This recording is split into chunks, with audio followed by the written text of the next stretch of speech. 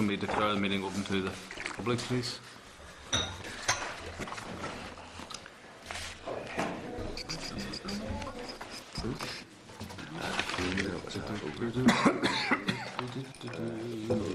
What is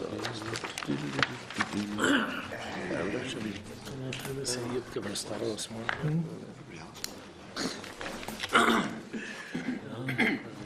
What is you've given us something else?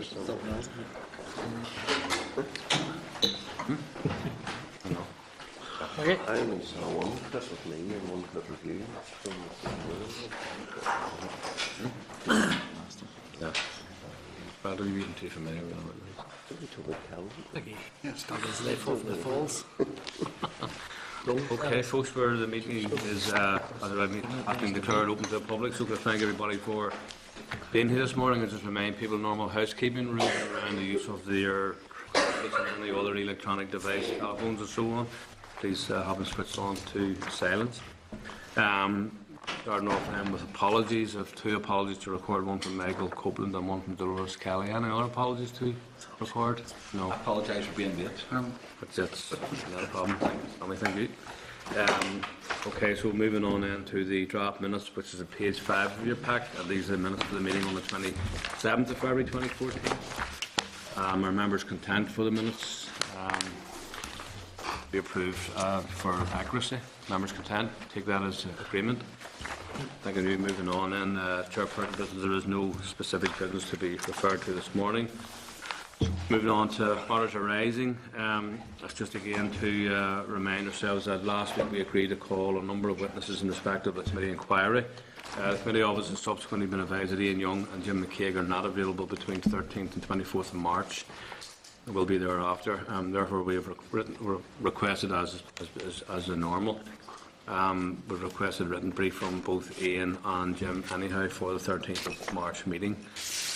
And this will recall that the Minister of the Spot and the Permanent Secretary are scheduled for the meeting on the 13th of March. We have also received a letter which you'll find in your folder there, marked confidential. It's regarding Michael Sands' availability to give evidence to the committee, and Mr Sands is currently unlikely. We're advised to be available until 14th of March at the earliest, and just obviously just need to note that. Could I ask about that? That letter doesn't tell us if Mr Sands is back at work. No. We were told previously to expect him back at work at the end of February. And that's maybe Kevin, you can explain that you've dealt with. Chair, I think the assumption is that Mr Sands isn't back at work. The assumption Yes. doesn't tell us that. No, the letter doesn't. If we can, maybe we clarify that. But I mean, the request will be to Mr Sands that he still is required to attend the committee for evidence in due course when available. Is that fair enough? Members happy with that? Okay, and just to attention to page 4 of your tabled items, the other folder then, that's just the GGF has responded to the committee's request for clarification regarding its 2011 press release. And,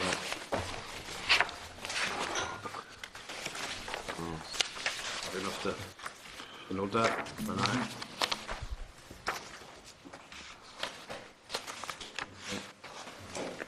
And then just a further note then that we've still not received a response from the BBC regarding the committee's inquiry, and that last week it was to say that follow-up action would be required should this be the case. Now, so as we sit here this morning, we have still no formal response from the BBC. So, in view of members' concerns already well expressed, can I suggest that we would refer to the Assembly legal team, legal advisors, to address this matter with the committee to see what action we may wish to or be able to take in this matter. Gregory? Yeah, Chairman, I think we should do that, but we should do that with a view to getting a response next Thursday. It's not a problem, but you will just note that whenever you put a request in the Assembly Legal Service, I think they have something like 10 days to reply, but it may be easier because we have already dealt with it. But, I mean, I take your point entirely, so we will address the Assembly Legal Services on the basis that this is a matter of some concern to the committee, and we would hope to get this matter addressed quickly. It's just I mean, it looks, this has all the connotations, and I've said this ad nauseum, of running into the sand. This has been going on for 8 months, this inquiry. BBC haven't replied, and Mr Sands is in a slightly different position. If he's not back at work and not able to come, we have to park that. But we do not want our own legal services team. Remember, we had weeks and weeks where we thought a letter was away and it's not away, and now it is away, and now we're going to have to go back for further clarification. Let's try and get a response by this day week and take a decision to proceed. I'd agree with that. I must say, Legal Services has been over all this territory with the committee, so I would have thought asking them to produce something in 7 days is not too big an ask. I mean, I have to say I share that view myself, because, as you say, it has been going over. The situation hasn't changed. In fact, I think, in fairness, the committee has been very patient and very diligent, because the advice that part of the advice that we received from the outset was that we should explore all avenues of information gathering to narrow down the potential scope of what we're actually looking at the BBC to do. And I think we've been doing that, and we've done it, I think, very thoroughly. So on that basis, then, I think the committee has a good argument, and members have already expressed their frustration around it. So we're happy enough, then, we will approach the legal services on that basis. So is there a role, because we did it, I think, in respect of the department, we had a public statement saying we were disappointed by the response of the department. Is there a role for highlighting the fact that of our frustration and disappointment with the BBC? If members want to do that, we can do that. I mean, it's not. I personally speaking, I have no issue with that whatsoever. I mean, I'm happy enough to either way That's to not do such it. a bad idea. If parties refuse to cooperate with the BBC, they'd be the first to say that no spokesman was available, or we tried to contact them. They do. So why not put the boot into them? I think it's a good idea. They deserve it. Okay, are members happy enough, then we would issue words to that effect, slightly more Put diplomatically. in. All right, then. Those are Mr Wilson's words. Maybe considered a breach of Mitchell principle somewhere, but nevertheless. So we will. Okay, so we will issue then a press release to that effect. Thankful of the. Take it robust. Okay. Just on that, Chairman, we've got also a letter, I don't know what, because we're in open session now, we have a letter there from the Deputy Chief Executive of the Glass and Glazing Federation about, can we discuss that, or? It was just a query about which I don't quite understand, about the content of the letter, about who they met and who the person was. I'm kind of reluctant. I sort of would be reluctant to come in. I'm happy to do it at a future But point. was the question not that they said they met with an advisor, and the assumption that we had made was that they had met with the advisor of the current minister? It's I think, in quite fact, clear. they said that they built a They relationship built a with. relationship. It's quite clear, actually, it was a relationship with Previous the one. previous SDLP minister, Yeah. not with Well, the current minister. that's what appears to be the case. It just, Well, I mean, we can go back. I mean, if you wish, we can go back and ask him on that. Or I just don't want to really open up a discussion on that here. Kind of a bit disappointed from the inquiry session. If you know me, we are in committee session, inquiry session next week, so we could address it more fully next week if we want. We can ask for more clarification for them in the meantime. I think their letter's now quite clear. that's that it quite was clear, Mr yeah. McHugh they met. Okay. Well, then can we then defer then to discuss it in detail next week? Then? Just on that, Chairman, I mean, would it even be appropriate to ask them what the nature of that good working relationship was? Chair, could I maybe provide a little bit of clarification? Previous minister. Mr McHugh that is referred to is actually a DST official. Oh. Mr McHugh has briefed the committee several times. He's one of the team that, in relation to that works in relation to fuel poverty. That's right. So I think there's the confusion that was there was the members maybe were the windows and the energy rating for windows and how they can contribute to addressing the issue of fuel poverty. Mr. Oliver McHugh actually is the official who works within that particular business area. That's where maybe the confusion has arisen. So Mr. McHugh, it isn't another special advisor. Okay. It's a DST Well, official. thank you, Kevin. That's helpful. Okay, so I mean, look, we can take note of it, and then we can explore it further. Then when we're in session for the inquiry next week. That was happy enough. Okay, thank you, Kevin, for that. Okay, where are we at? Okay, it's just to me at the end was the further matter then in terms of the 27th of March, the date that was set aside for a strategic consideration of our forward work programme. So I think, again, it's just to remind ourselves that we've agreed that and we'll put together a work programme for that meeting. And I mean, obviously members we've already previously identified a range of issues. What Kevin's been suggesting is maybe contacting a number of the stakeholder organisations again, which is just basically devising that we're doing this. We're going to have a discussion about all of this and identify to them a list of the issues which we have already identified, and it's not exhaustive or prescriptive until the 27th, of course, and thereafter. So it's just basically advising that we're going to take this approach. They might want to give us some other issues because the stakeholders we've always taken as a very helpful range of people to meet. Okay, so that's, again, it's just essentially a reminder of the 27th of March discussion that we'll have on the way down. Okay, so moving on then to item number 5, which is the EQIA, the consultation response to the pensions bill. We have this morning scheduled a departmental briefing, and this will be on page 16 of your pack. I could have formally then invited on McCleary, pardon me, Jerry McCann and Gillian McMaster, formally to the committee. You're very welcome. And I mean, obviously, there's a number of issues, but I mean, I'd prefer you make your presentation in advance. But I just say, just from where I'm sitting, I mean, we've had a number of issues around pensions and pension bills, and kind of losing track of a number of these matters which are around this last while back. So it would be helpful maybe you can kind of set this in the wider context of pensions first, because for me speaking, there's a number of pensions bills for this, and there's different other aspects, so I would like a wee bit of contextualisation if all possible. Either Okay. I would answer, make an opening statement, but just make some sense of the context of where we are. Right, okay, thank you. Okay, Anne, so over yourselves. Thank you very much. Well, can I begin by thanking you for the opportunity to brief you on the proposed pensions bill and the associated equality impact assessment. And just for clarity, to my right is Jerry McCann and to my left is Gillian McMaster. They are both the gurus on this. Gillian, unfortunately, has a problem with her throat at the minute, so she's here, certainly in spirit. I don't know if she'll actually physically be capable of speech, but she's here to give us support and to assist us and yourselves as much as possible. That's just to explain. You may recall that we provided a briefing on the corresponding Westminster Bill on the 27th of June 2013. However, we're conscious that there have been a number of changes in the committee since then, so it might be helpful if we outline the main provisions. The Westminster Bill is expected to receive royal assent by the end of March. Subject to ministerial and executive approval, we would anticipate that the Assembly Bill will be introduced shortly afterwards. It's expected that the Northern Ireland Bill will contain provisions relating to 6 items listed here. The first is a new single-tier state pension coming in on the 6th of April 2016. The second is the ending of contracting out. The third is payment of an extra additional state pension to those who have paid what's called a voluntary Class 3A national insurance contributions.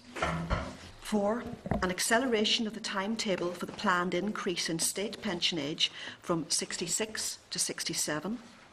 Fifthly, a new bereavement support payment. And sixthly, a few private pension reforms, and I'll take each of those in turn. As I've said, the bill proposes to introduce a new single-tier pension for all new pensioners from April 2016. This will replace the current basic state pension and the state second pension, known as S2P. It will provide for, firstly, a single component contributory pension scheme for people reaching pension age on or after the 6th of April 2016, paid above the rate of the current state pension credit. That's the first aspect of it. Second, transitional arrangements dealing with people who reach pension age on or after the 6th of April 2016 and who have qualifying years accrued under the current system. And thirdly, the ending of contracting out for salary-related occupational pension schemes, including a power sponsoring employers to amend their scheme rules to adjust members' future pension accruals or pension contributions to take account of the loss of the employer's related national insurance contributions. So we have those three elements to it. However, people reaching state pension age before the introduction of the single-tier scheme will receive their state pension in line with the current rules. So there's a very clear dividing line. The Westminster Bill, thirdly, introduces a new voluntary national insurance contribution, that's the Class A, to allow people who reach pension age before April 2016 to boost their retirement income by gaining extra state second pension. The Assembly Bill will provide for extra state second pension to be payable in those circumstances. The fourth element of the changes. The bill will bring forward the increase in state pension age to 67 to between 2026 and 2028. Now that's 8 years earlier than was previously planned. Fifthly, the bill will introduce a new bereavement support payment which provides for a lump sum followed by monthly instalments for a year. Indicative values are in the region of £4,300, that's £2,500 lump sum, and £150 in monthly instalments. And that would be for recipients without dependent children, and for those where there are dependents, it would be £9,800, that is a £5,000 lump sum, and £400 in monthly instalments.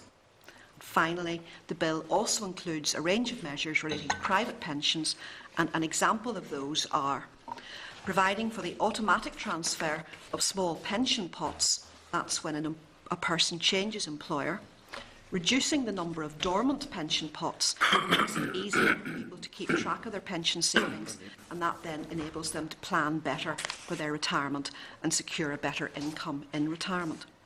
Another example, providing the power to prohibit the offering of incentives to transfer defined benefit scheme rights to be commenced only if the extant voluntary code fails to bring an end to the practice. And then a third example is ending the ability for money purchase schemes to refund employee contributions if they leave the scheme within 2 years. That's short service refunds. Now, that's the bill. If we then turn to the EQIA, we provided the committee with a summary of the impacts. We received 3 responses, and we've copied them to the committee together with a summary of their main points. We've also discussed these responses with those groups.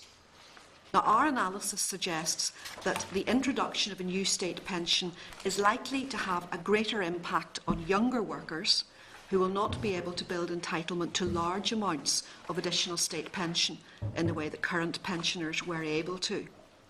Secondly, we're aware that introducing a new state pension in April 2016, while state pension ages for women and men are still unequal, will result in an apparent difference in the treatment of some men and some women. We estimated that an implementation date of the 6th of April 2016 would mean that 19,055 women born between the 6th of April 1951 and the 5th of April 1953 would not receive a single-tier pension, although a man born on the same day would. Now, those women, of course, have an earlier pension age than that man born on the same day, so there are advantages there. The Women's Support Network has suggested that women who fall into this cohort should have the option to be treated as a man with the same date of birth. However, these women would have reached, as I said, state pension age before the new system is introduced, and they will have the same rights and entitlements as everyone else who reaches state pension age prior to the 6th of April 2016. Now, since the 1970s, it's been possible for pension schemes to contract out of the additional pension part of the state pension system on the condition that the scheme provides benefits which are broadly similar to the future state benefits that the individual is giving up. Where employees are contracted out, both employees and their employers in effect pay lower national insurance contributions because they receive a rebate on their contributions. The introduction of single tier means there will no longer be a state second pension to contract out of. From April 2016, both employers and employees will cease to receive the contracted out rebate, and they will have to pay increased national insurance contributions at a rate of 3.4% and 1.4% respectively. Although this will simplify the state pension system, as everyone will pay the same rate of national insurance, this will have a greater impact on public servants, who make up about 89% of the membership of contracted out schemes. Around 90% of those who start to pay higher national insurance contributions from implementation and who reach state pension age over the first 2 decades of single tier are likely to see an increase in their state pension. And this should offset both the increased national insurance contributions they'll pay over the rest of their working lives and any potential adjustments to their occupational pension. We move now on to the Class 3A voluntary national insurance contributions. National insurance contributions are an accepted matter. Therefore, the relevant provisions will be introduced by the Westminster Bill. Payment of Class 3A contributions would allow people who reach or are due to reach state pension age before the 6th of April 2016 to boost their retirement income by gaining extra additional state pension. Class 3A contributions will be introduced in October 2015 and are primarily aimed at groups such as women, the self-employed and low earners who tend to have a low additional state pension outcome. The Assembly Bill will make provision for the payment of extra additional state pension to those who have paid Class 3A contributions. Now, both the Northern Ireland Public Service Alliance, NIPSA, and the Women's Support Network were concerned by the proposal to accelerate the timetable for increasing state pension age to 67. The Pensions Act Northern Ireland 2008 provided for state pension age to increase to 67 by 2036. But since projections used to set the original timetable were published, average life expectancy at state pension age in 2027 has increased by at least a year and a half for both men and women across the UK. Given the ongoing increases in life expectancy beyond 2026, the intention is to phase in the increase to 67 between April 26 and April 28. The affected group would see their state pension age increase by between a month and a year, depending on their date of birth. In Northern Ireland, we estimate that this will be around 234,340 people. No one affected by the bringing forward of the increase to 66 will be affected, and people born between the 6th of April 1969 and the 5th of April 1977 already have a state pension age of 67. The Women's Support Network expressed the view that future reviews of state pension age should consider variations in healthy life expectancy and socio-economic status. The Department is looking at these issues and intends to publish a report on the impact of socio-economic background in relation to retirement pension in the near future. I come next to the proposed introduction of the new bereavement support payment to replace the existing bereavement benefits. The new benefit has been designed to support people with the additional costs associated with bereavement rather than everyday living costs. This is in recognition that spousal bereavement can have a significant financial impact, which is particularly acute in the months immediately following bereavement. The new benefit restructures bereavement support and will consist of a lump sum with instalments over 12 months. The bereavement support payment will be disregarded from other benefit calculations, such as universal credit. There will be no direct losers as a result of the introduction of this new benefit, as all those in receipt of current bereavement benefits will continue to receive them under the current rules. While the proposed bereavement support payment recognises the additional needs of those with dependents by increasing payments to this group, in future, bereaved parents with younger children would receive notionally less than under the current system. Those who gain under the proposals would be younger, working-age claimants who will receive more, as they do not qualify for the current bereavement allowance. Finally, the bill includes a number of provisions in relation to private pensions, many of which are technical. Provisions such as the automatic transfer of pension benefits when an employee changes jobs and the prohibition of the offering of incentives to encourage people to transfer pension benefits out of a salary-related scheme are expected overall to be beneficial. These measures were broadly welcomed by NIPSA.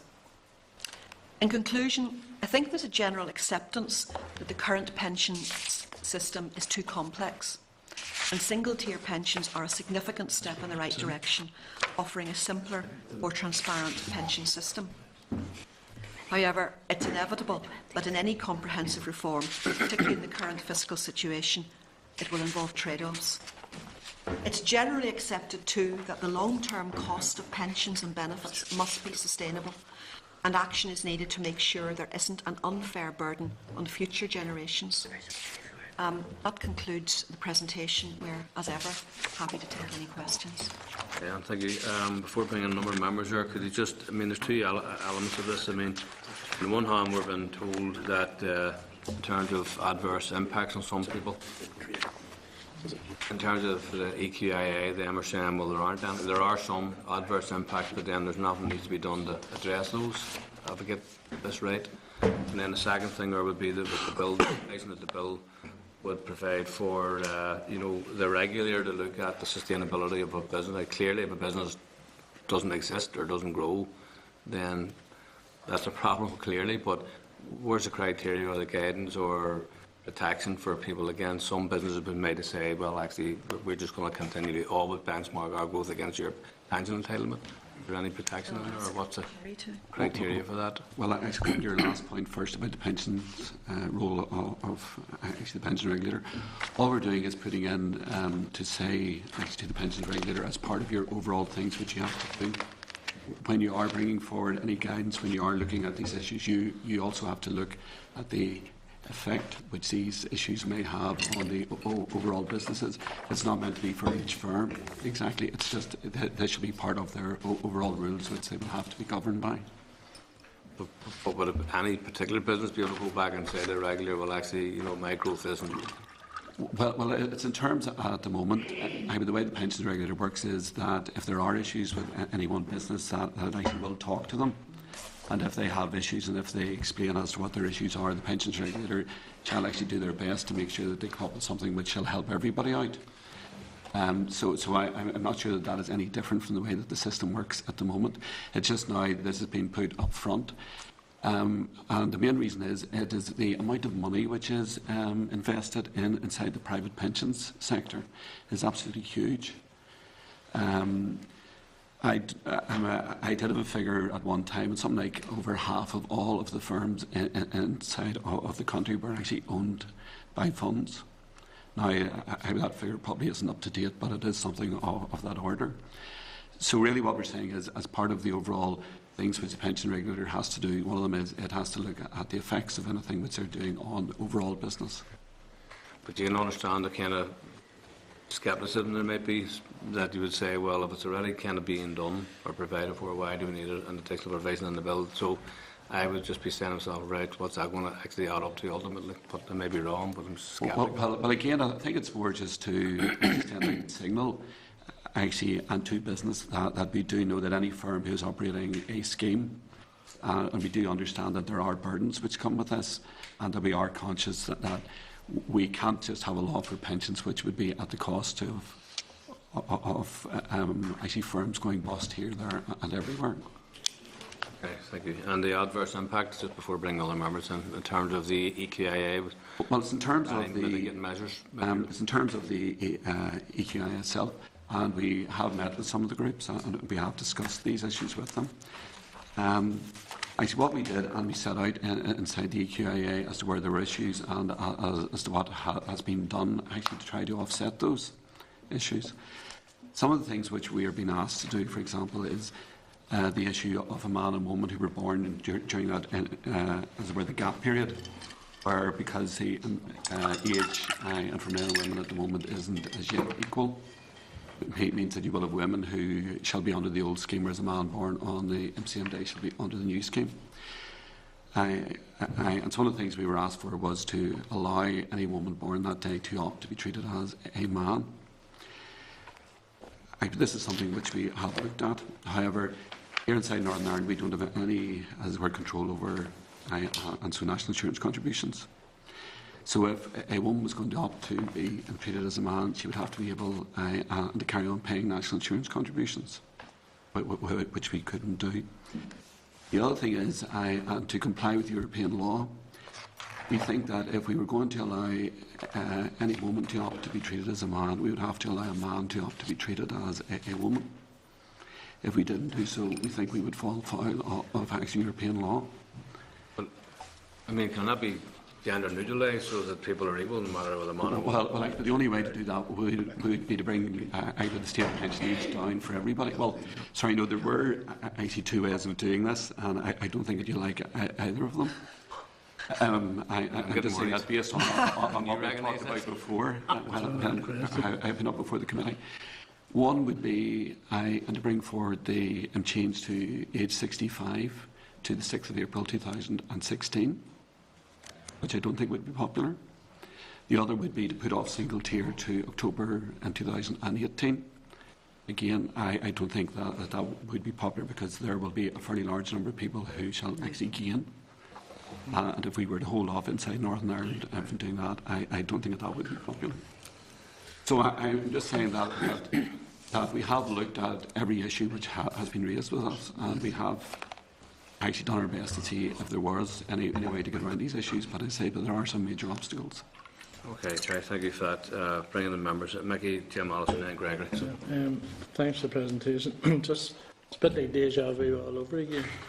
We've been talking about this for quite a while. It always seems to me if cuts are going to be imposed, the excuse is current system's too complex, we need to simplify it. So it gives you the opportunity then to cut benefits, which is basically what it's about, if they're being honest. It just seems a bit contradictory because if you look at the summary of the main impacts and gender in terms of the numbers affected, the single tier pension, there's no adverse differential impacts on the grounds of gender. Then it goes on to say that 19,055 women will be affected. The other thing is that under the single tier pension, a spouse or civil partner cannot claim on their spouse or civil partner's contributions. And surely that's going to affect a lot of people, because at the moment if you have a woman who never worked and becomes pensionable age, she may be entitled on her spouse's contributions. Yeah. So that's going to ultimately remove a number of people. So what happens? I'm just wondering what might happen to them, because they would have been, it may be for various reasons that they haven't been able to work. I know there's a home responsibility scheme and all was introduced for women who stopped work to have families and then went back to work. That was introduced, I think, in 1978, and that has worked to a certain degree. But for women who didn't have families and who never worked for whatever reason, maybe because the husband didn't want them to or their partner, they're going to lose out as well. Yeah, I think that they will. I think there are fewer falling into that category than would have been the case because of the types of reforms that have already come in that you refer to. Jerry, you looked at this? Okay. I suppose maybe come back to your first point first, which you're saying about the cost savings, that it's a way to save money. In terms of savings, we actually don't save any money in the early years. It's only until we get about the year into 2040 that it actually starts to turn. But by the time we get to 2060, the amount spent on pensions will be 8.4% of GDP as opposed to 9% under the current system. So actually, any savings shall be for the future, and they aren't for the moment. So it's not that we're saving money inside the short term. Actually, for the benefit of some other members, but I know that you know this, the state pensions every week inside Northern Ireland we pay out it's about 37 million. Yeah, but with respect, that's because people have paid national insurance contributions over a period of years. Well, yeah, it's actually some well, but now more and more people are also take advantage of the fact that people have been sort of caring for children, etc. So there is a credit number in there too. But I just mentioned these figures in terms of the amount of money which is involved in this. The amount of money by any standards inside this is absolutely huge. In terms of your second point then, which is about for the Cat B pensions, as it would have been known. Yes, from 2016, anti-category B pensions are being withdrawn. There actually would be, maybe if I go back in time slightly as to why they had existed. They had existed because at the start of the system back in 1948, actually very few women actually worked. And therefore the only way for a woman to actually get a pension was based on what her husband had paid. Well, over time, those figures have actually changed quite dramatically, and more women are now being eligible to a full, as it were, Category A pension.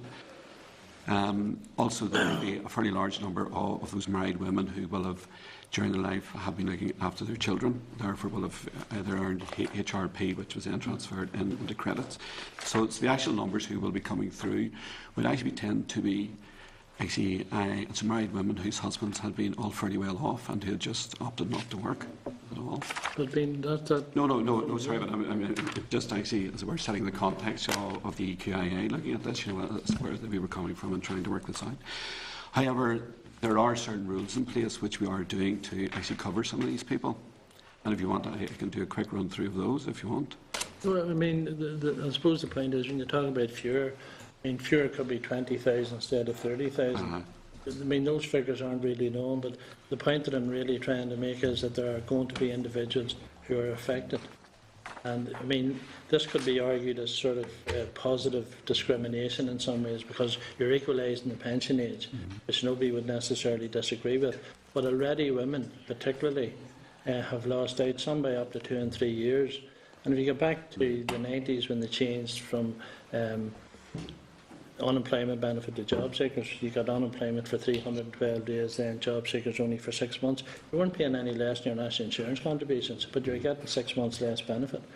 And those are all predicated on the fact that people at the end of that may not be entitled to any benefit whatsoever, because if your partner was working 24 hours a week or more, then you weren't entitled to income-based, income support-based benefits. So it's all moving towards that. The single-tier pension is effectively going to disenfranchise a number of women, particularly from claiming on their spouse or their civil partner's contributions. And that really, in my view, hasn't been addressed. There's a lot of people who are going to get a surprise when that happens because it hasn't really been put out there. And it's kind of hidden within the... And, when you talk about this being a simpler system, it doesn't seem to be that much simpler. We've been told universal credit's simpler. They're supposed to have 1 million people on at this stage, they've only 3,600. All these well, I think where this one systems aren't working. Is that we are actually getting rid of the S2P, which actually is, as you well know, a very complex benefit because it's done in all various bands, etc. Whereas the whole point of this is that any member of the public should know that if I've worked all my life, I will come out with a pension off. And so it helps him to plan, whereas at the moment for S2P... What sort of a pension do you come out with? Well, at the moment, if you have worked and if you have the full number of years, you will come out with a rate which will be higher than the state pension credit rate, which at the moment is about 145. 45, yeah, but if you go back a few years where it's 145, that's the predicted amount. The government were saying 5 years ago that you needed 175 as a reasonable amount of benefit. So we're already £30 below that in what's predicted in the 145. So essentially the differential is just going to increase by what would be considered a living pension. I mean, we already have the meanest pension scheme in the developed world, if you put it into context. So the differential is always going to go away, and there's been nothing done to address that. I mean, it's not your fault, it's not your policy. You're simply administering. I think maybe this brings us back to the point which was made by the Chair as to how these things all interlink. We've also brought in things where everybody now who's in work should be being put into a scheme.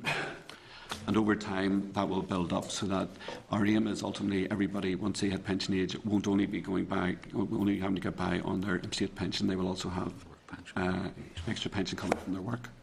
So I think these things all interlink.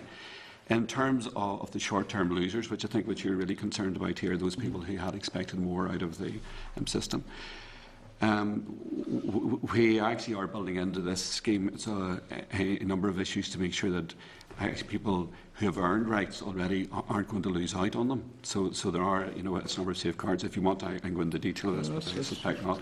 But I'm just saying there are safeguards. And for example, if you have a woman who hits pension age, it's before 2016 and hasn't earned any pension in her own right, even if her husband gets pension after 2016, she will still be able to pay a Category B pension. She'll be paid one which is paid at that rate. So it's not that all those women have lost. But there are transitional protections. Well, thanks. I remain unconvinced, I have to say. So. You can still explore it at some point, or today, or beyond today. So, thank you for that, Jim. Thanks. Could you cast some light on the overlap between the fact that some aspects of this pertains to accepted matters, the national insurance contributions, and some to transferred matters? Could you just distinguish where the line is drawn there? You have enough. The main accepted area is for national insurance contributions. Setting off them. Anything to do with national insurance contributions, and for money coming in, money going out of the fund, etc. The National Insurance Fund for Northern Ireland at one time fell under control of our department. That now isn't the case because it is an accepted matter. And when did it become an accepted matter? 1989. 1999? 99. Okay. It became an accepted matter. It's there actually is a provision under the Northern Ireland Act Schedule 2, Para 10, which actually sets it out if you're interested in the actual detail of it. So that's why if you are setting up a new national insurance contribution, for example, that has to be done in an act over at Westminster. Yes. Okay. And so the national insurance contribution is set up there. Okay. And actually, as Anne mentioned, what they're doing is actually setting up this new one, a class M3A, which will allow people who hit pension age, it's before 2016, to buy extra pension rights. Yes.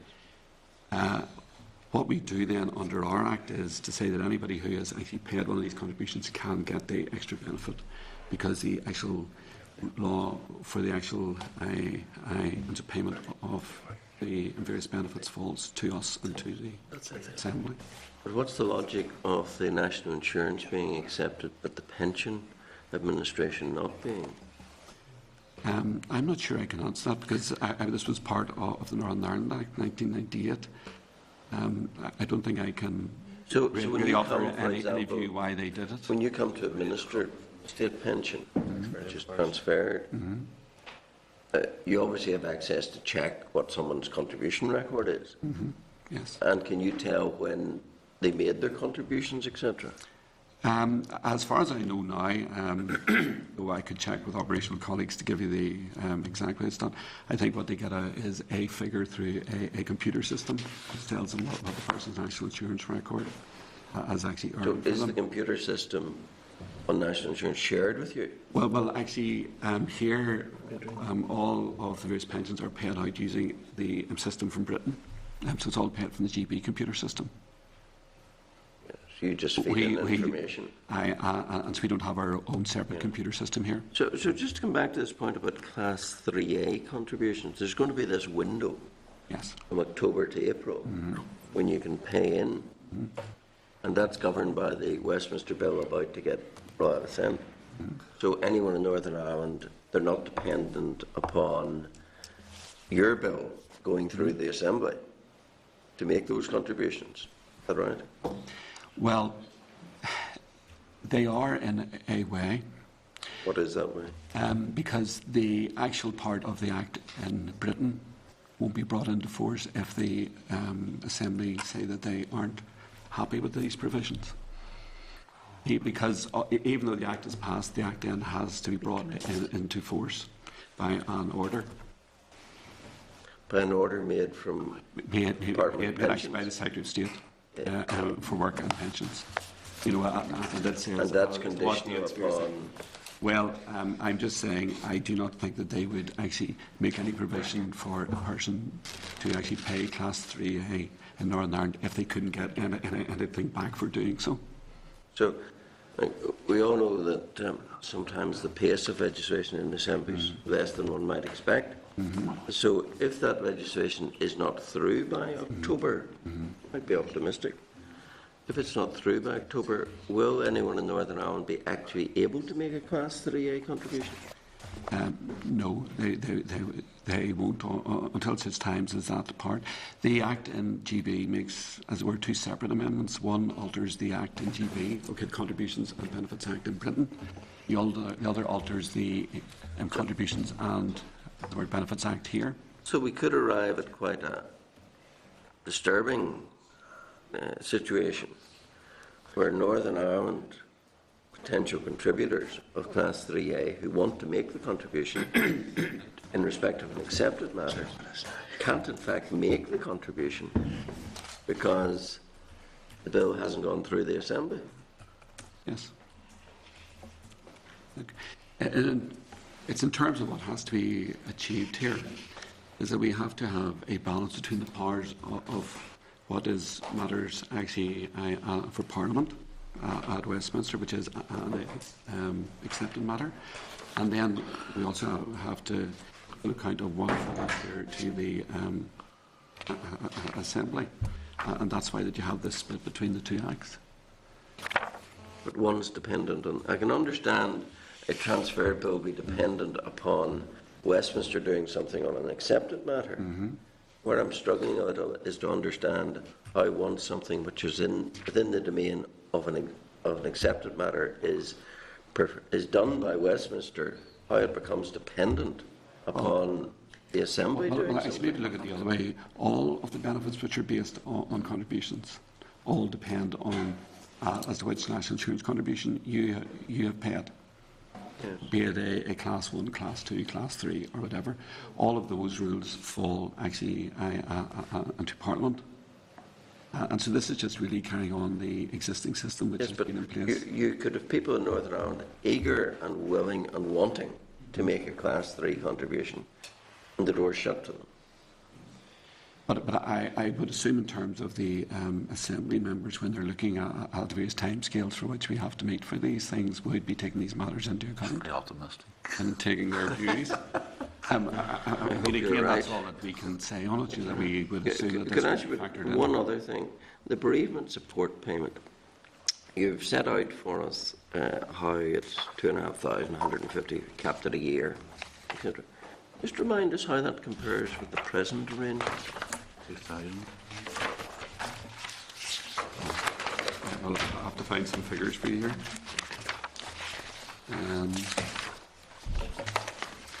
Is it at 2,000? Is that Yes, top currently. page 21? Yeah. Sorry, I'm not sure which page it was for you.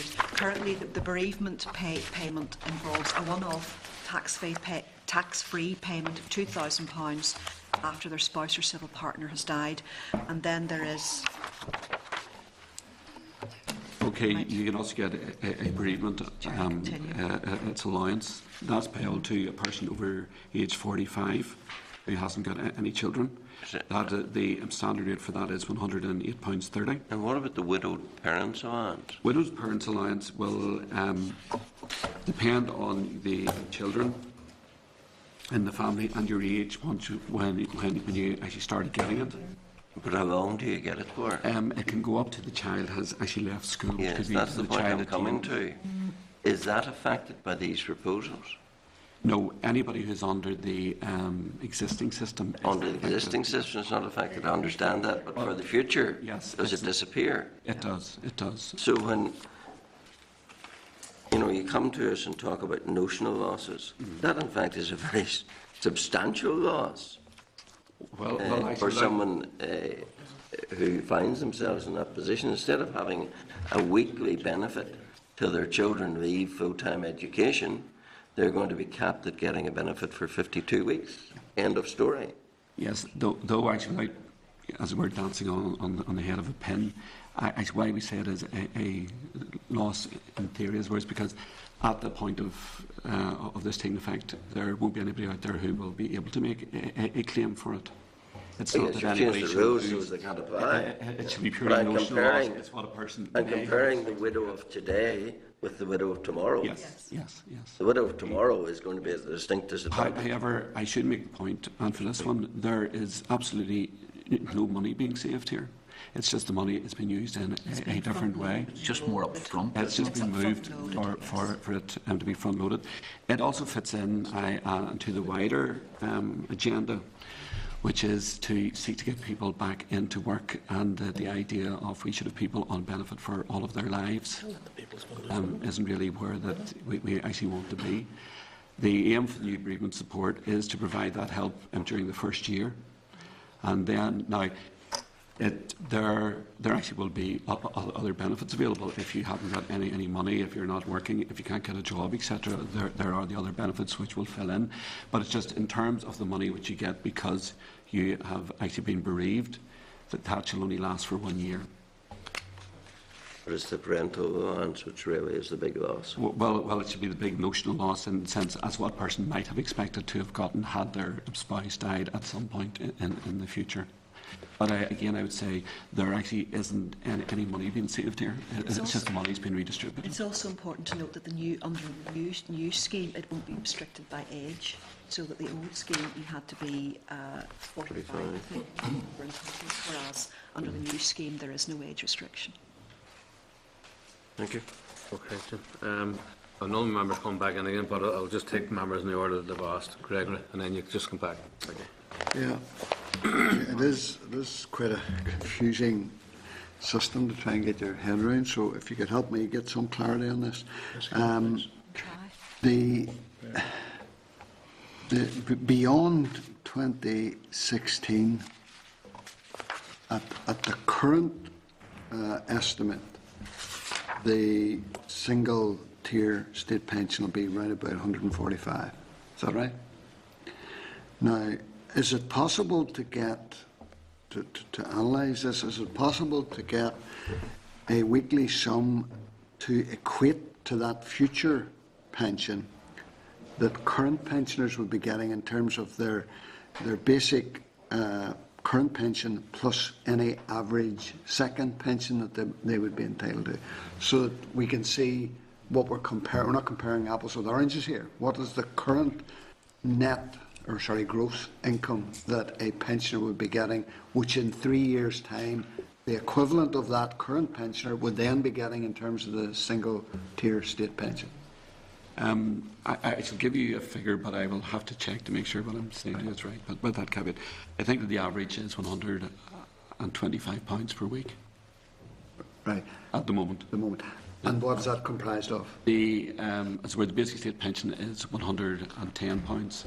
So then the other bit would be made up with their extra pension which they've earned, either SERPs or S2P or whatever. But the average is, I think, 125. But I would have to check that, to make sure what I'm telling you is. So then, to come back to the point that Mr. Brady made, then that would mean, I'll come to the point about the window now, which I think is an important point for many people. But post 2016, looking at figures that we currently have, pensioners would expect to be £20 per week better off than their current present-day counterpart. Is that right? Or thereabouts? Yes, on average. On average. Oh, yes, on I average. think it's Yeah, fair no, to say everybody- that on. Yes, obviously everybody with a different contribution. Yeah. But on average, Yeah.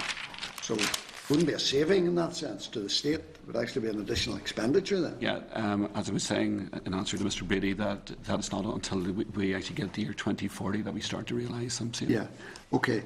Now, then I want to come on to the, sort of this window period. The issue about requiring 35 qualifying years, presumably particularly for females, many of whom either, taking time out for family reasons or whatever, might find themselves in the invidious position of, if they did have sufficient years, they would be able to avail of that additional pension sum compared to their current counterparts. But they don't have much time to A, establish if they have sufficient years, and B, if they establish that, what they can actually do about it. One thing that's worth noting there is that a woman who currently has 30 years will actually be in exactly the same position as under the new scheme, just because of the way it works, the percentages. You mean? Sorry, I think what that means, if at the moment you have actually worked for the full 30 years, you would be entitled to a full pension, which is 100 to £10 per week. Okay. Yes. If you have, and so 30 years under the new scheme, that would entitle you to a pension of £123 per week. Yeah, but so actually those women are actually shall be better off even if they don't have the full 5 years. Yeah, more. but the point I'm making, and why I asked the first question that I asked, if someone is short of the qualifying years by an amount that they may be able to raise because they see some benefit in doing so for the longer term with greater life expectancy, etc., the additional potential pension that they would be getting under the new scheme would be greater than the pension they would be getting if they were to pay up to get the 35 qualifying years now because of the £25 extra. Yes, yes.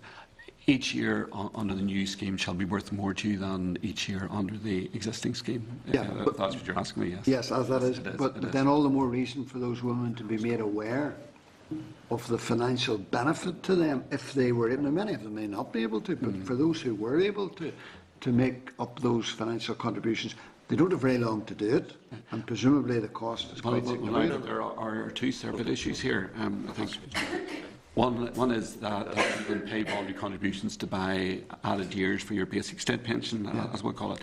The other one then is what we're referring to actually for the class 3As.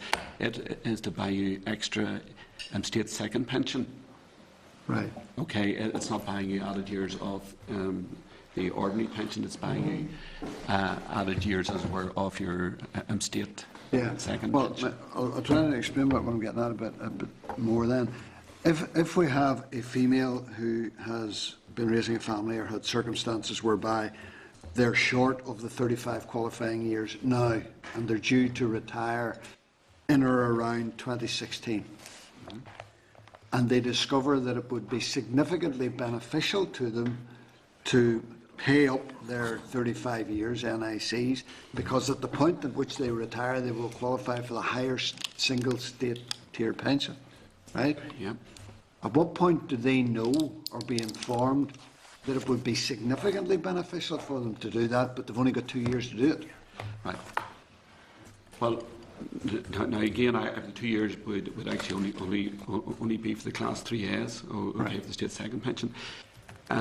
As part of the changeover, okay, from the old system to the new, what we will do is we will look at each person's as what they have paid in, and we will work out what they would have been able to get under the existing system and what they would get under the new system. Okay, so that means each person shall know as to which, and that will be their foundation amount, okay, as it's called. Special rules are going to be applied to allow people, once they know what their foundation amount is, if they wish to buy added, there is going to be added flexibility for the amount of time over which you can buy the added years, and I'm talking about the added years for the ordinary pension as opposed to the class 3A rules, which we were actually speaking about earlier. But there are going to be special rules to allow people to buy extra years. But what's being done then to alert those people? Well, as we move ahead and all this, I mean, again, part of our problem is that we aren't able to go out and advertise all this from the roofs until we know that the Assembly is actually happy with it. Yeah. You know, so there is a balance here between advising people as to what they should be doing for the future.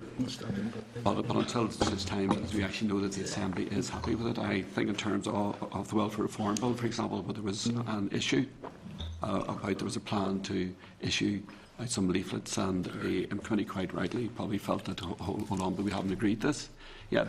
So I'm just saying, but there is a you know, that we have to balance this out between that these matters are matters for the Assembly and what we would wish to do as a department to be advising people. At what point do people cease being eligible to pay NICs, National Insurance Contributions? At what point do they cease to be eligible? At what age do they cease? Well, I see, for your state pension age is your cut-off point for the years that you have to pay state, or that you have to pay national insurance contributions. But you can't pay actually voluntary contributions. Right. They're called a Class 3, and there are various rules, and you can even actually pay some of those after pensionable age if it would allow you to buy a year or to make it one final year. Yeah. But there are quite complicated rules.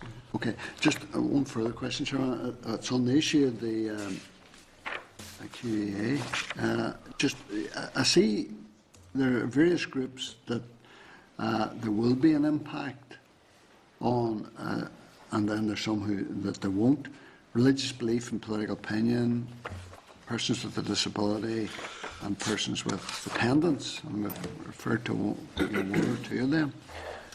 But I mean, I understand that, and that's good to know that. But what, in terms of practical steps that the Assembly can do to address the negatively impacted groups, can anything be done, or is that just a simple factual statement of what will happen once this is passed? Well, it's in terms of what is inside the EQA is a statement of fact. It's what we have done because we, under Section 75, okay, and we have to assess all the various, its impacts. We have also set out there as what measures have been actually looked at, to see as to how that we could mitigate these measures. As I also as I said earlier, it's because of what we have actually gotten in on this. We have actually looked at some other issues as well then, and we have spoken to the groups about those. But as I said earlier, it's, you have the group of those women born on the same day as a man, even though that we've looked at, that there are very real things there which would actually stop us from doing anything different. Yeah. Okay. Okay, thank you. Sama and then Maggie. Can I just ask, to follow up from Gregory's question there, you've said that once the legislation is through here, take it the legislation has to get through, it's not just a question of the committee saying intent, but it has to get through the Assembly, that then you'll be able to inform people as to here is the impact of this on you, and if you want to buy yourself extra contributions, you can do it, and there'll be some flexibility shown there. Is that national flexibility? And if we were later with our legislation than, say, the government at Westminster had expected, will that time period be squeezed because we are later, or will have there any indications given that we will be given an extension of that time? Sorry, maybe just come back to your first point there, could I? And maybe and I'm sure too, for Mr. Campbell as well. For example, there will be some things which people shall end up knowing about in advance of the Assembly having gone through. For example, if anybody inside here asks for as to what their future, as where pension rights are, that's done by a computer system in Britain, and it will give them a statement. But on their actual note which they get, there shall be a statement to say that the law as yet has not been passed. And I can't exercise any. So therefore, all they're doing is giving them, as to what you actually might be entitled to. But there is something which we added in to make sure that the Assembly has not yet passed this. So therefore, that you can't rely on this totally. Right. So for the period then that they have to rectify the situation, if they so wish to, by making additional contributions, is that going to be fixed nationally? And if our legislation, people may well know that there's going to be that they're going to have a shortfall, but not be able to do anything about it. Right. It's in terms of the national, or for the buying for the extra, as it were, for the basic pension, which we'll call it for want of its better term. It's once we work out as to what their amount would be under the new the old system. Then after that, people will have a period of years for during which they can buy added years if they wish. Okay, and so that shouldn't be affected by any delay in the legislation here.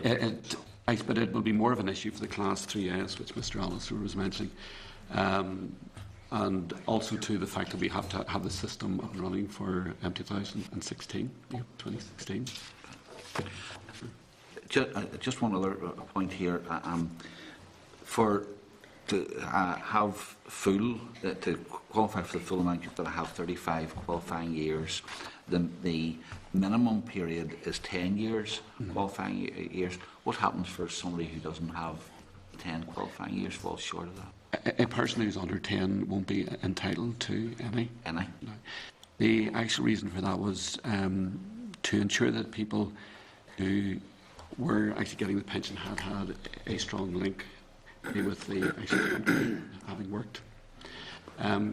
However, the system for the state pension credit is also there. So that means if we had somebody, for example, who has been here and who hasn't any money or has got small savings, for example, they still will be able to claim state pension credit, which will be paid at the same rate. Right, so look, whatever, if they've paid 8 years contributions, haven't paid those in vain, they'll still get some return for that.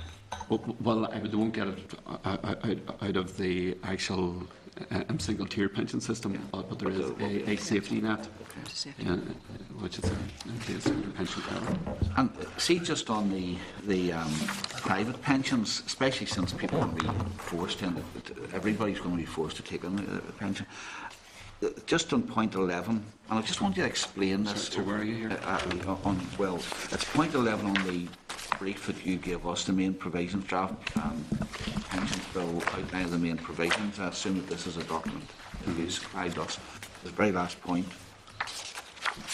Could you just explain in practical terms what would the regulator, what the point says is the bill also adds a new objective to the pensions regulator stating that it should minimise any adverse impact on the sustainable growth of the employer when exercising its functions in relation to the scheme funding. Now, if I was paying into a pension for an employer, I might have some concern as to what that means. In practical terms, what does that mean? I mean, if, let's say, the CBI came along, because I noticed what you said, it's not going, me as an individual employer coming and making a special plea. Let's say the CBI came along and said, I'll tell you, this is really having a very, very big impact on our members, and we want the regulator to step in to reduce the impact that it has on I mean, what, in practical terms, what could the regulator do, and how would that impact on me as an employee who had made a contribution to a scheme? Would it water down? I mean, for example, could I be in a position where I'd made contributions on the basis thinking I'm going to get something or other from it, and then gets watered down as a result of the representations go to the regulator? No, well, I'd have to say that certainly isn't the intention of the provision. It's in terms of this whole field, we always have this issue, a balancing act between having schemes in place where all of the rights of members are safeguarded, but at the same time not putting extra burdens onto employers. For example, inside of the schemes which that we enjoy here, for where it's linked to what we earn, our defined salary, and we know exactly what we're going to get. Those schemes come at a very high cost to the firm and to the employer having to actually sponsor those. So what we aim to do is to have a system where if you're a member of the scheme and you pay in, your rights are all safeguarded, but we don't want to place extra burden onto the firm and the employer. So its balance is really what we're at. In practical terms, what would that mean? Well, it's in practical terms. Say, for example, that a scheme, or say there was a scheme which was being actually looked at by the pensions regulator. And say he was checking everything was hunky-dory, and he found that there was the actual scheme balance this year is perhaps slightly lower, but as he looks ahead, he thinks in future years, this is going to be fine, and they don't need to intervene then because he's looking at the overall picture here. Okay, and it could be that if he were to insist on that money being paid in now, it would cause grief to an employer. Okay, but if he were actually satisfied that over the longer term this will balance out, and so there's no need for us to get ourselves overly worried about this, and it's fine. So that would be an example of where the pensions regulator might take an easy touch on something as opposed to going in all very heavy-handed. But role of the pensioners still shall be to make sure that all of the various rights of the various members are actually safeguarded. It's just to try to factor in that when the actual regulator is carrying out all its functions, this is one extra function he has to do. He has to think, well, what are the impacts of what we're doing? It's not meant to actually take away from anybody's rights under the scheme or take away any of their safeguards. But potentially, if there's, I mean, let's say we're hitting another recession or whatever, and employers, organisations came along and said that, look, see, putting in these pension contributions from our members, it really is causing a huge burden. I mean, could a regulator at that stage say, well, I'm gonna give you a holiday for putting in these contributions, not knowing what the cumulative effect of that might be, because, you know, firms may in the meantime go bust. They haven't made the contributions. The regulator has given them the right not to make the contributions, but I, the employee, have meanwhile been making my contributions into this scheme and find that my rights have been diluted. No, well, it's in terms of the actual, I think the point you're making is about there are rules in place which say under law as to what date that they have to be paid in by. So that is statutory duty. Okay, the employer has to pay in by certain dates after that he's got them in. So in practical terms then, what does it mean when you say reduce the burden? That it has to be sustainable, and the regulator has to bear that in mind when it... I think what we're looking at here is the terms of the overall, as we're in the industry, that we're looking overall that the pensions regulator, when carrying, say for example that, say for the case we mentioned there, and for the contributions were due in by the 18th day of the month, and say that they weren't there until they were 2 days later. Strictly speaking, that person has actually fallen foul of the law. The pension regulator can issue a contribution notice, force him to comply. He can also impose a fine on him for having actually failed to meet his deadlines. Now, if we looked at the whole thing and the pensioner said, that's okay, fair enough, it's paid now, okay, and you're only 2 days late, right? These would be the kind of examples where the pensions regulator, it's not that he his functions is not going to make sure all are safeguarded. It's just to say that have been doing so, that you have to bear in mind, these employers have issues. So it's really a kind of a micromanagement of like that, not that the regulator could look at the big picture and say, well, I think that to make this so that it doesn't impact on the sustainable growth of the employer, that will make macro changes. Well, it's more, it's in terms of the pensions regulator. Under law, he has, actually some of the powers he has are actually quite strong. And he could either opt to exercise those to the very last letter and go into schemes every year, check them out, make them go through hoops over and over again, and impose, as I say, if they had failed to provide the contributions, and that he can issue a penalty notice, all these kinds of things.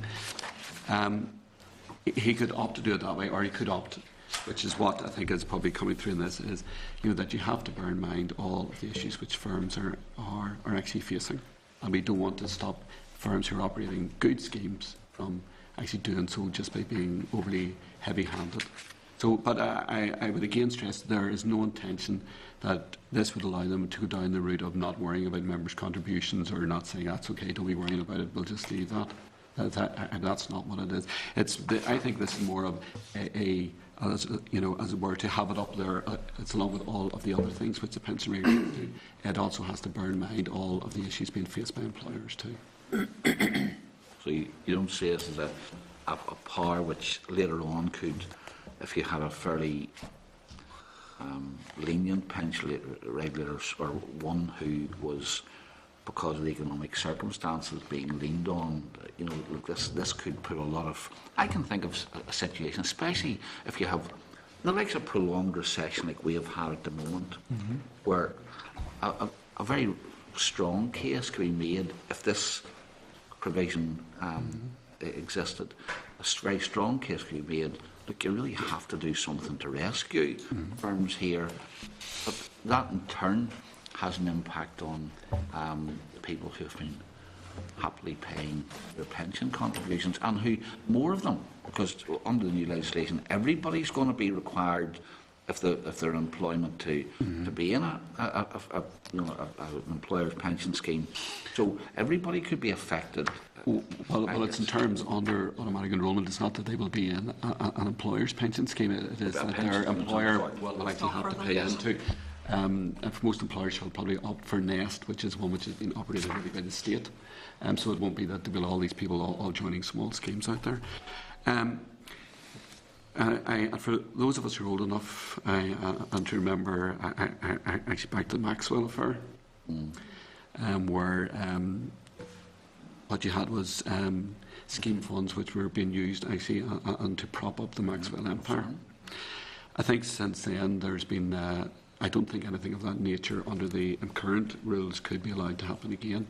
I certainly, all I can say is the intention of it certainly isn't to allow that scenario which you're saying or planning. And the last point, the department make regulations. I'm sorry, can I just make one more point? And if we thought that were going to happen, then I think the department would seek to intervene. Okay. And the last question, just the department make regulations to satisfy any schemes meet the quality requirement. What kind of criteria will be set out to ensure that schemes do meet the quality requirement? It's for a scheme to be automatically enrolled, it has to meet actually certain standards. Okay. And all they're doing is they're saying that as this is actually starting to work in practice, there are some employers and some schemes are coming to say, look, maybe we can't meet this, but the amount of money we have here to safeguard this is actually ample, so there's no risks. So what this will allow and so the department to do would be, if there is some other alternative form of a pension scheme out there which we think would actually safeguard it, we can allow other ways to actually satisfy the rules, so long as they meet certain criteria. So it's only just allow you to add in an extra, as word, flexibility. Okay, for schemes which are pretty good schemes, which at the moment aren't able to meet the letter of the law for automatic enrolment. Okay, so thank you, Brady. Thanks. You had mentioned me, President, but asked me getting information out to people. You did mention the leaflets about welfare rights. Just make the point. The committee asked for them not to be sent out, and there was several. Quite a few of them were sent out to cause a lot of confusion. So it's just maybe the lesson's been learned. Widow Parents Alliance, the children, as long as child benefits payable to the surviving parent, because the whole lump sum thing has come about. There was a legal basis for that, really, because survivors' benefits were not payable to the male. Yes. It was only paid to women, and there was a legal case, I think, taken to the European Court a number of years ago by a man who actually won this case, because under the old system, women would have been paid a high rate for 6 months, which meant that they were getting used to living on that, then bang, it went down. So that has been the basis for that. But in terms, so it'll be either surviving parent will get the Widow Parents Alliance until the child at the estate school to 19, 20, as long as child benefits payable. So that'll be the controlling benefit. Yeah. Just maybe to clarify that. Yeah. Well, actually, for the existing law, it could be up to child is age 19. I think is a cut-off point because of the school leaving dates. Because the child benefits losing date, and so age 19.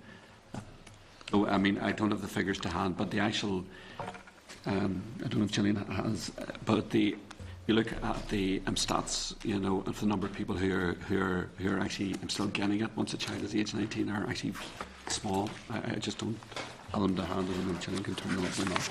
But the actual number. Also, the cut-off age for surviving a spouse or partner, if they're under a certain age, under the new system, they will still get some benefit, because it used to be if a woman, but because it only applied women at that time, if they were too young, and obviously you can't legislate for when your partner's going to die, they would get nothing. They didn't have dependent children. Well, it's in terms of the new system. Then there are two big advantages there. One is for the first time people under age, the word 45 shall be able to get, which is quite a big change.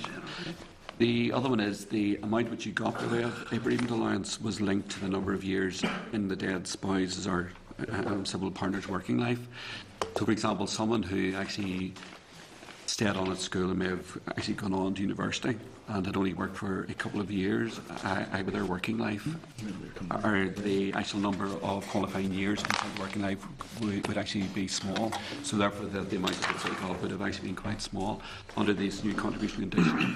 But Just that's as long still, as if you have actually to worked 1 pension year. and that'll only last for a year, Yeah. then presumably, if you don't have any other source of income, you'll go on to income-based benefits. Well, actually, the income-based benefit is payable at the same time. So, yeah.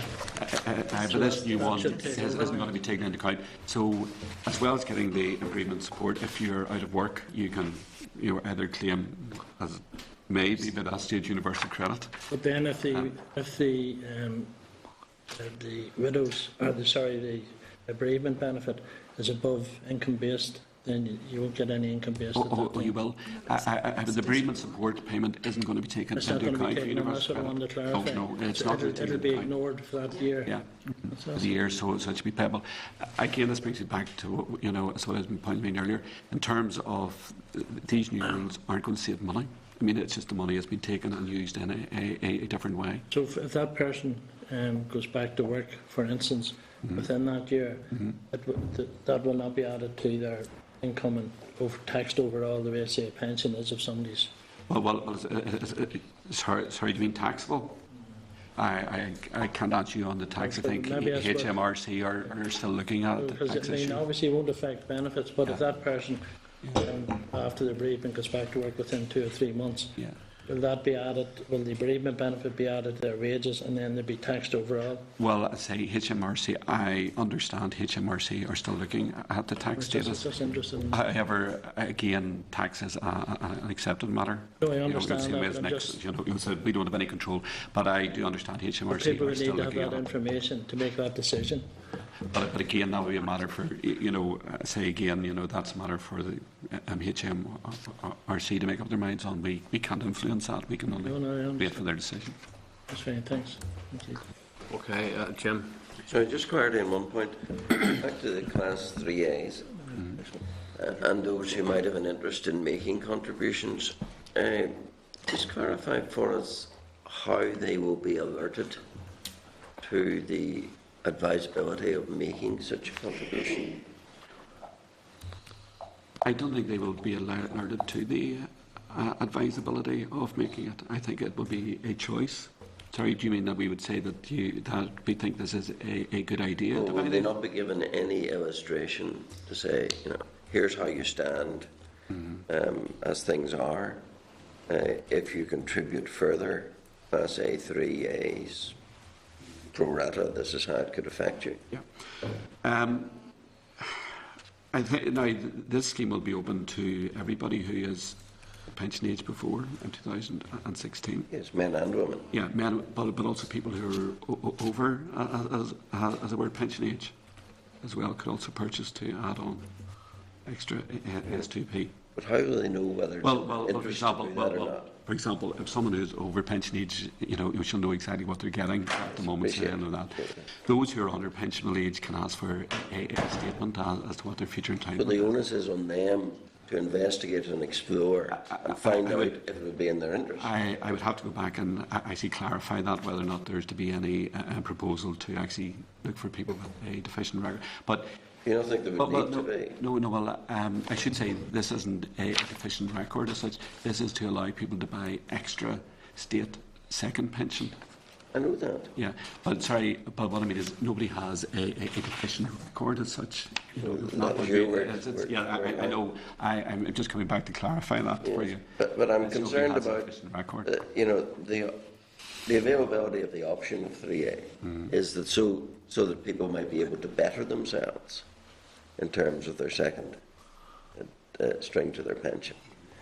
But how would they know that? How will they know how they could better themselves and by how much if you don't tell them? Well, I think as opposed to me actually saying something to you which I'm not certain about, I think it would be better for me to go back and check, and we shall write on that point. Right, Jim, thank you for that. Could I just return you for a wee second to the issue of that paragraph 11? I mean, somebody raised that, and I raised it in my opening remarks around the pension regulator and trying to get this balance. At what point, I mean, I think I understand that it's not designed to allow for such a lobby which says, look, the industry or industry in general or business in general is under difficulty, can reduce the pension burden from the employers, or can we give people a holiday, which might mean that if a company goes into administration, that you find there's all sorts of problems because pensions haven't been paid up from the employer side. That's, I think, the kind of protections that we're looking for. You seem to suggest, Jerry, that, I think you said earlier on, there might be a light touch if it goes beyond a couple of days, their contribution to be made. But will there be any question of somebody be given a year not to make their contribution or reduce their contributions, which then would impact on employees' expectations, if you know what I mean? So, I'm really what I'm looking for is where would we see that on the face of a bill, the parameters of this? Well, it actually won't actually appear on the face of the bill, but now, once we get into the committee stage, we can certainly go into this in, as we're in great detail if you wish. I mean, we certainly can go back to this issue for you. I must admit, and here today, but it wasn't one of the issues I thought you would have been, actually focusing on. But I mean, certainly, but we can come back to this to you on this in some detail. It's in terms of you seem to be worried about that if the employer hasn't paid over, as the word contributions, is a bit worry, and say that it went bust. It's in terms of the scheme. It would all depend in terms of the scheme as to what safeguards are there. Is that what you're asking me to reassure you that there are safeguards in place? We noticed, like last week, we had, in recent weeks, we've had companies basically, firstly overnight going in the administration. It was then scrambled to try to work out what people's rights and entitlements are. You could then discover over 24 hours that, my God, company hasn't been paying my contributions, which could have all sorts of serious impacts. It's in terms of a scheme which is a defined contribution scheme, as we know. If the employer were to go bust and if there were found to be a gap inside the national or inside the contributions paid over, there is a provision for those contributions to be paid out of the National Insurance Fund. Okay, there is a safety mechanism there. In terms of a defined benefit scheme, we have in place things like the fund, as it were, the Pensions Protection Fund, which is there for should the scheme end up underfunded and the employer has gone bust, and it will provide safeguards to ensure people are paid a pension. So there are safeguards out there if your concern would be that you might get into a situation where these contributions weren't paid. But as I was saying, actually, and to Mr Wilson, but there are rules in place as to what dates that you have to pay contributions by, etc. Those are actually set down in law. Okay, no, that's very helpful, and I appreciate that. And just a final point from myself, just in terms of, come back to the issue of, I think you referred to a figure of 19,000 women born between the 6th of April 51 and 5th of April 53, and I'm wondering, is there any kind of quantity, is there any figure attached to that? So in other words, for example, in theory, the Assembly, the Executive wish to mitigate against that. I mean, is there a pence attached to that anywhere? Is there? Well, not that I can give you at the moment.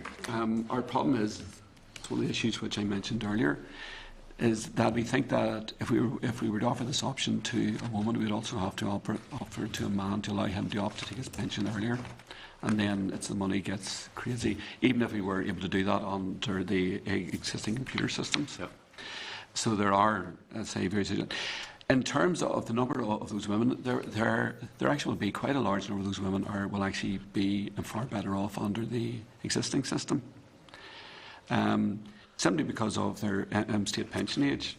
If we take the average figure which we'd used earlier from Mr Campbell of about £125 per week, over their lifetime they will get a pension of about 26,000, based on based purely on the fact that they were able to go earlier, that their pension age was earlier. So I'm just saying, certainly it's not all women who will lose out, and some women will actually gain quite a lot. In fact, in terms of where we get pressure, as it has also been from men who actually complain, well, how come that a woman is able to get her pension earlier still? Okay. Okay, great. Thank you for that. Okay, look, there are no other members indicating to speak now at the moment, so could I then carry on and Gillian, thank you very much. I know you were here in body, and that's really sure your spirit, as you said early on. But thank you, the three of you, for being here this morning, and I think trying to address what are obviously very clearly complex issues. So I thank yourself for that, and obviously we will return to these. Thank you very much again this morning. Okay, members, then happy enough to move on then for now on that. Okay. Moving on then to proposed subordinate legislation, item number 6 on the agenda. Pardon me. We have the first item we have then is the Social Security Habitual Residence Amendment. Again, page 45 on your pack. Obviously, we're asking members of the content for the rule to be made. Thank you, Brady.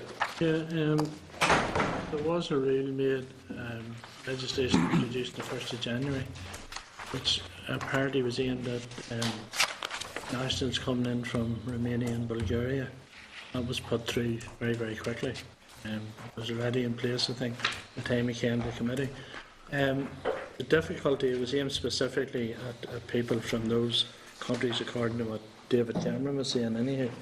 The difficulty habitual residence has always had since it was introduced in 1995 is that people who are from here, who were born here, lived here, and then say went, and I've come across a number of cases recently, who went to work in Australia or went to work in America or lived there, and say were married and then the marriage broke up, as in one case that I've been dealing with recently, and they have come back. Under the old habitual residence test, the case law from the Social Security Commissioners was the longer you were here, the more habitually resident you became. So there was a kind of a local office variation. Some offices were accepting a week, a fortnight, some were accepting 2 weeks, 3 weeks, 4 weeks. You have, for instance, if you had children that you brought back with you, those children, if they were registered at schools, you had to be on the list for housing and all of that. But that's all changed now. So those people, there's a 3 months. Can I get benefit for 3 months? And I'm just wondering what the difference is between the proposed legislation, the subordinate legislation, and what was introduced on the 1st of January. Because that seemed to be quite specific, and yet it hasn't been, because it's affecting people more who are coming back to live back home, if you like. And I had a case recently where somebody who had been away but then moved to the south and was looking for work there for a while and then moved back to Belfast. They were debarred on the... On the run. They had a letter to say that actually that they weren't apparently from the Social Security office. More secret letters. Well, it's in the public domain. But anyhow, the point that I was making was that there was confusion over that. So really what I want to find out is there consistency, if you like, between what's going to be introduced now and what was introduced on the 1st of January, because that hasn't really been... There's some mention made of it, I think, in the briefing that we've got, because they're now introducing this genuine prospect of work. People after 6 months are going to have to show that they're actively seeking work or not, which people have to do already anyhow. But do you want to, do you want to ask a bit more information on that? I think it would be advisable, because it's a piece of legislation that's going to affect a lot of people. Okay, well, I mean, it's proposed to come into operation on the in late April, I think, in 2014. So you're happy enough to, and it would be subject to negative resolution. So you're happy enough to seek then just a bit more clarity on that. Okay, moving on then to SL1, the Occupational Personal Pension Schemes Automatic Enrolment Regulations. Members' content for this SL1 are the rule to be made, and that would be subject to confirmatory resolution. And members happy enough with that rule to be made? Okay, agreed then. Moving on then to the SL1, the next one item is the Housing Benefit Habitual Residence. Again, it's just a similar category, Mickey, the one you're... Yep. Okay, but members just content and just get a bit extra information on that. Okay, thank you. So, Can I just point out in relation to that one, it's just in order to make the 21-day rule, I guess the one will have to be read on the 11th of March. I mean, it would seem to be a department would then be in breach. It wouldn't be the first time mentioned, but it wouldn't be in breach of that particular 21-day rule. It's really strongly. I think I mean, I think members are looking for information, so it's a week's not going to make a big difference. We have gone through it quite a number of occasions, and it's not I don't think it's myself a big problem. All right, so members contend, then moving on to the statutory rules, number 9, the SR 62, and this is pneumoconiosis conversation. This is an SR, so I mean, if members have read it, and I think we've considered it already on the 13th of February, and we're content the rule be made. So on that basis, if members are happy enough the rule be made, I'll read it in the record.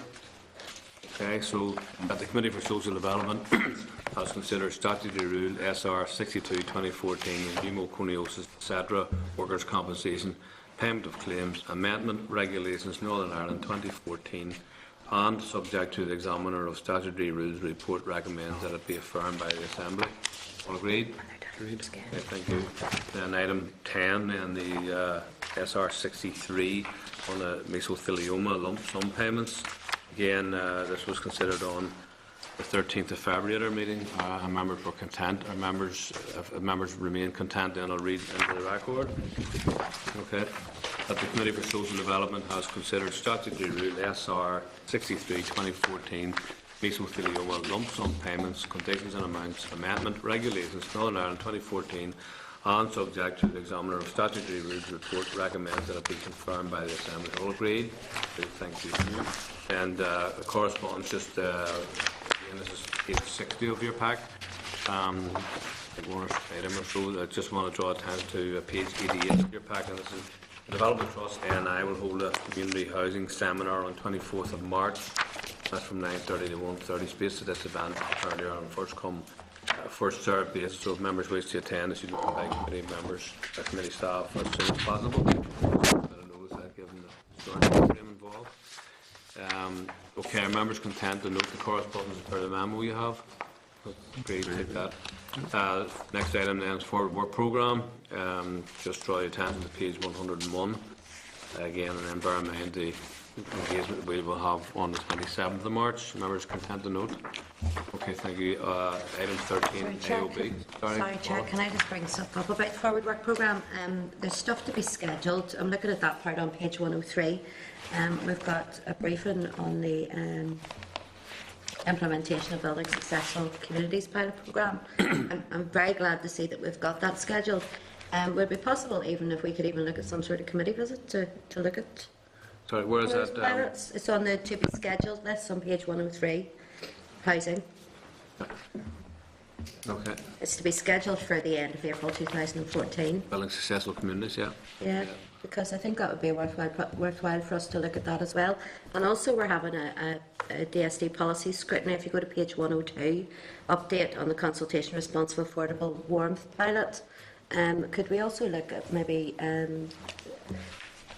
what the impact of the boiler replacement and all of that? Maybe we need to do some sort of report on that to look at the impact that's having on fuel poverty. Yeah. If we could maybe in that. Yeah. I think what will be important. Put them together and look at fuel poverty and boiler replacement, warm homes, all of those things. Yeah, no, I think that's very important and very appropriate, and obviously that should feature largely, and I think in our discussion on the 27th anyway, because it's not only that we're identifying key issues which are of concern to ourselves, our stakeholders, and indeed the department. What we want to do is actually just to drill down some of these and get a kind of more informed view on them, so that members can tend in with the points that Paula has raised. Okay, thank you for that, Paula. Then nothing, anything under AOB? Nothing under AOB, then the meeting stands adjourned, and the next meeting will be on Thursday the 13th of March 2014, 10 a.m. Thank you very much.